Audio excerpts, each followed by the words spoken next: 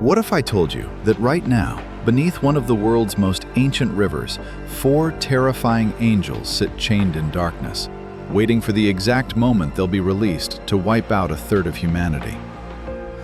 Sounds like something out of a horror movie, right? But this story comes straight from the Book of Revelation, and it's more chilling than you might think. The Euphrates River. You've probably heard of it in history class. It's one of the oldest rivers on Earth, flowing through modern-day Turkey, Syria, and Iraq. But according to the Bible, specifically Revelation chapter 9, this river isn't just historically important, it's actually a prison. And what it's holding back might keep you up at night.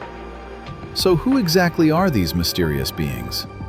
How did they end up trapped there? And what happens when they finally break free? Who are they? These aren't your typical angels with harps and halos. The Bible describes them as 4 fallen angels, bound specifically at the great river Euphrates. Think about that for a second.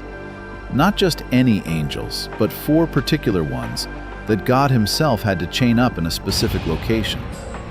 What could they have done to deserve that kind of punishment? Here's where it gets interesting. These angels are so dangerous, so destructive, that they've been kept under supernatural lock and key for thousands of years. The Book of Revelation calls them the 4 angels who are bound, and says they've been prepared for the hour and day and month and year when they'll be released. That's not random, folks. That's a divine appointment with disaster. How did they get there? Now you're probably wondering, how does an angel end up imprisoned under a river? The Bible doesn't give us all the details, but here's what we know. These angels rebelled against God, just like Satan did. But their rebellion was so severe that instead of just being cast out of heaven like other fallen angels, they were bound in this specific place. Some biblical scholars believe these 4 angels were leaders of a great rebellion, possibly involved in corrupting humanity before the Great Flood. They chose to turn away from God's purpose and spread chaos instead.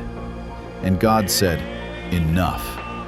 He locked them away in spiritual chains at the Euphrates, creating a supernatural barrier between them and the world they tried to destroy.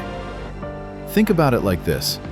Imagine being so dangerous that the creator of the universe has to personally imprison you in a specific geographic location. That's the level we're talking about here. Their purpose. But here's the terrifying part. They're not going to stay trapped forever.